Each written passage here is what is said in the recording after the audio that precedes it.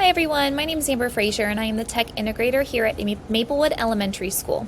And I wanted to give you a little tutorial on Apple Classroom and how to use it and why I feel like it could be an awesome resource if you don't already know about it. So Apple Classroom allows you the ability from your computer or your teacher tablet to be able to view iPads of your students' screens as they are sitting at their desks and you are sitting at yours. That way you can monitor if they are on task, and you can also switch their screens, pause their screens, turn off their screens to make sure that their attention is on you when you need them. So in order to find Classroom, if you've never seen it before, you go to your Launchpad, and it's an application that looks like this, as you see here. It says Classroom. If you do not see it on your Launchpad, scroll. It might be on another page. Okay.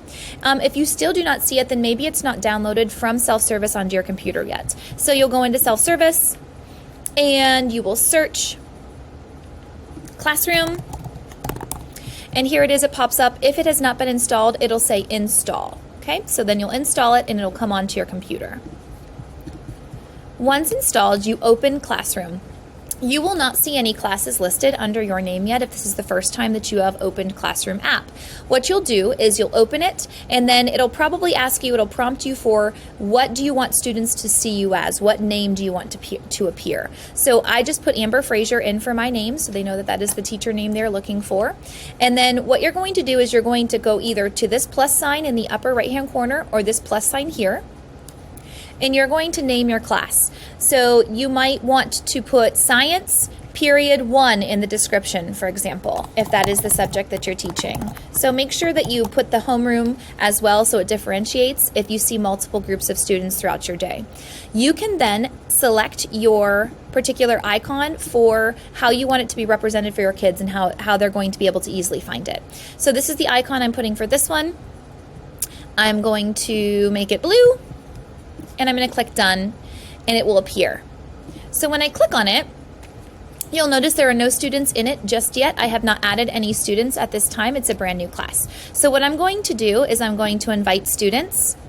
You'll notice that a code pops up and it says it's waiting for students. So I just so happened to grab an iPad here, and I wanted to show you how the students access Classroom, because there was a little bit of confusion about that with some teachers at the beginning of the year that tried to access it on their student iPads. Unlike your computer, it is not something they will have to download. It is automatically under their settings in their iPad. If they're on PSD students' internet, if they happen to be accidentally on guest or whatever it might be, their Classroom app will not be on their settings. So just make sure they're on PSD student. As soon as they're on PSD student, a Classroom will pop up. Underneath the VPN, it'll list airplane mode, Wi-Fi, Bluetooth, VPN. Underneath that is Classroom. And then it will pop up automatically if Bluetooth is on the class that they are trying to add. So I noticed that Add Science comes up here because that was the period that I added. And it's going to ask me for my information. So I'm just going to call myself Student 1. Let's just pretend that that is a name in your classroom. And then I'm going to enter the digits that are on my screen, 2940. So I would have shared that with my class. And then I'm going to add myself. Now it says waiting for teacher. As you can see, the student popped up. I'm going to say add, and now I have a student. It's showing that student is currently viewing settings, okay? So what I'm going to do is I'm going to open up an app on the student iPad to kind of show you what you're able to do on the teacher end of things that is super cool. I'm going to open up, let's open up Schoology. Okay. And I'm going to log in this student to their Schoology account. I'm going to pause this a moment and I'll be right back. Okay, I am back. I was able to log them into their Schoology account. So now what I want to show you is, let's say I have a whole group of students on here and I notice that this student in particular is not where I want them to be, or I want to check to make sure they're on task. So I can click on that particular student and I can view their screen. this is currently where that particular student is looking. This is where they're viewing at this time. If that's where I want them to be, that is wonderful. If that is not where I want them to be, then I have the opportunity to be able to redirect them at that time. I want to show you some really cool features that can come up. So if you click on a student, you can actually open an app for that student to appear on their iPad. So if I click the open app, it tells me all of the apps that are currently downloaded onto their iPad, and I can redirect them very quickly and say, okay, I don't want you to be on Schoology at this moment. I would like you to please open up DRC Insight. We're going to take the CDT test. Okay, and then automatically, my iPad is redirecting and it is taking me to the DRC site. So it's a very cool tool to be able to redirect kids who can't seem to find an app. You can help them find it rather quickly.